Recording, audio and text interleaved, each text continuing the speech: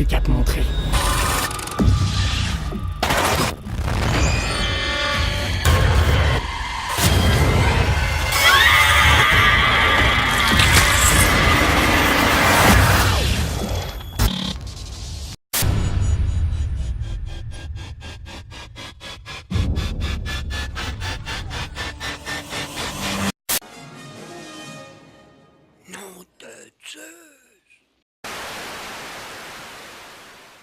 Bonjour à toutes et à tous et bienvenue dans ce nouveau numéro de Qu'est-ce qu'on regarde ce soir. Et ce soir on va regarder Sinister 2.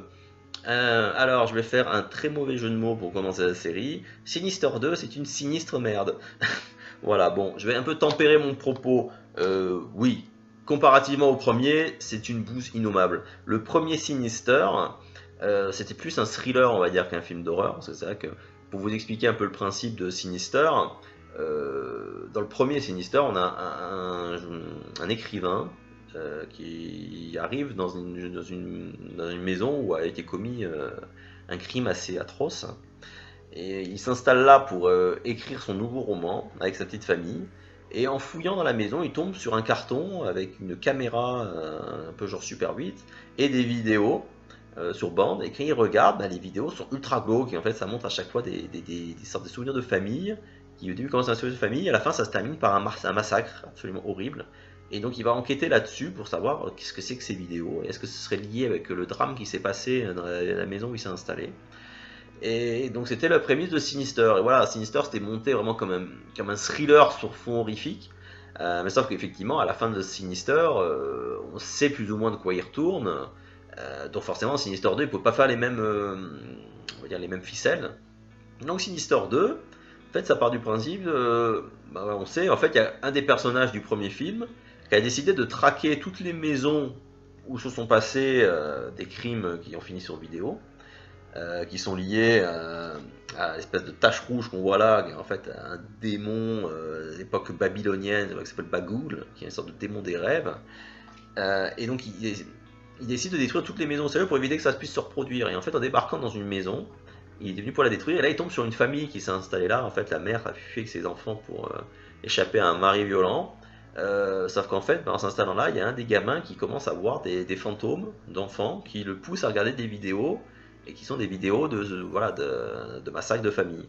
Donc en fait, dans Sinister 2, l'idée c'est en gros de reprendre ce qu'on sait du premier, et en fait de montrer le cheminement qui peut mener entre l'installation d'une famille dans une des maisons maudites, entre guillemets, et mener jusqu'au massacre. Donc, bon, partant de là, c'est une idée intéressante. Hein. C'est vrai que c'est un peu comme le premier Saw, où on savait pas trop ce qu'il en était. À la fin, ça se terminait. On découvrait qui était l'assassin. Donc, dans le 2, il était parti sur l'idée d'expliquer comment cette personne était devenue le Jigsaw Killer.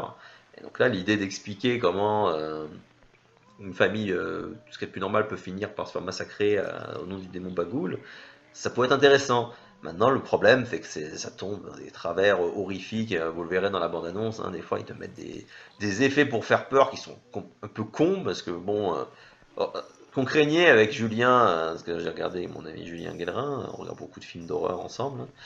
Et ce qu'on craignait, c'est qu'on voyait dans la bande-annonce, on voyait beaucoup Bagoul. Alors que dans le premier Sinister, l'intérêt, c'est que Bagoul, on entendait parler, mais on ne le voyait pas.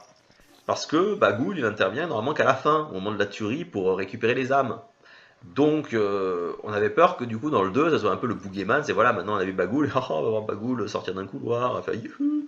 Donc, c'est ce qu'on craignait un peu. Mais au final, non, ça s'est pas fait. Bagoul reste quand même dans l'arrière-plan.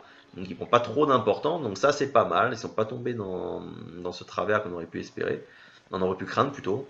Et pareil pour les meurtres, quand on voit dans la bande-annonce un peu certains meurtres, j'ai l'impression que c'était un petit peu too much. Hein, parce que c'est vrai que l'idée, c'est que c'est des meurtres qui peuvent être commis par n'importe qui. C'est pas des carnages, genre Vendredi 13. Hein.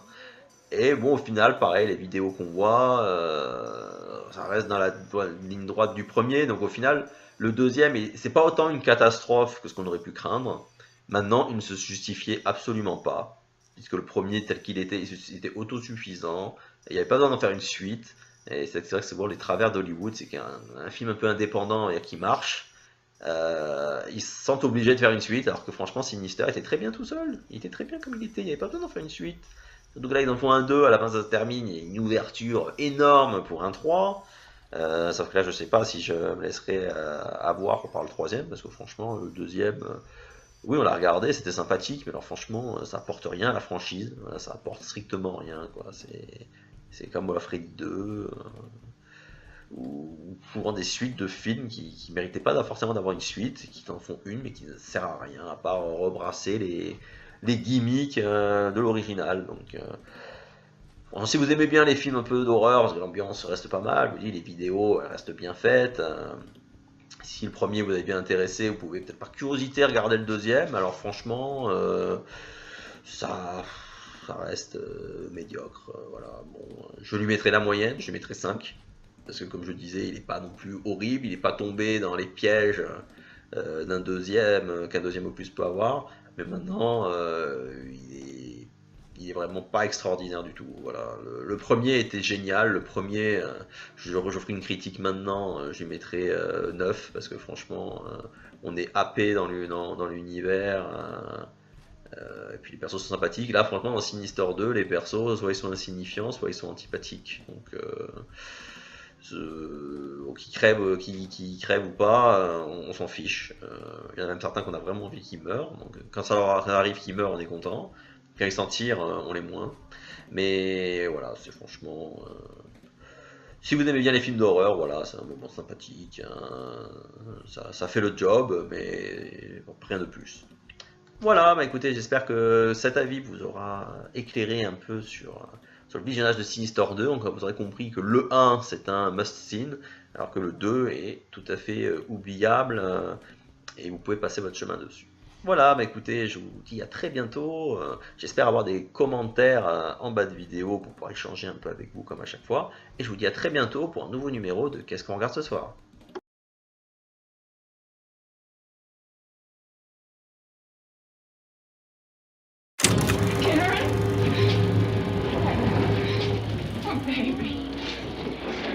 Boys, let's get ready for bed. Can we just watch till the next commercial? Come on. I don't like it when you boys watch stuff like that before bed, okay? So let's go, come on. It's not real, Mom. It's okay if it's not real.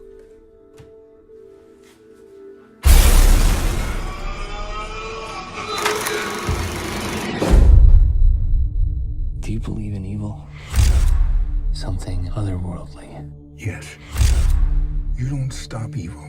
You can only protect yourself from it. I'm worried about Dylan. Why? He's just different. I have something to show you. There are references to Bagul across all cultures. Some believe that it fed off of the corruption of innocence. Children, have you ever met the bogeyman before? No, of course you haven't, for you're much too good, I'm sure. Hush, hush. Bogeyman. There are always three things in common. There's a murdered family, a house, and some form of offering. What does she say? It's coordinates to where? A farm where an entire family was murdered. Nobody ever comes out here. That was terrible what happened. It's the kids. He gets the kids. This one's mine. Your family's in danger. Why? He's gonna hurt us. I won't let that happen.